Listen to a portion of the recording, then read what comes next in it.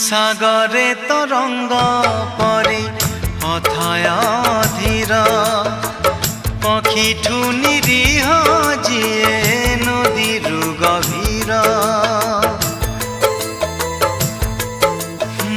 সাগরে তরঙ্গ পরি অথায় ধীর পক্ষীঠু নিরীহ যিয়ে নদীর গভীর से दुई आखिर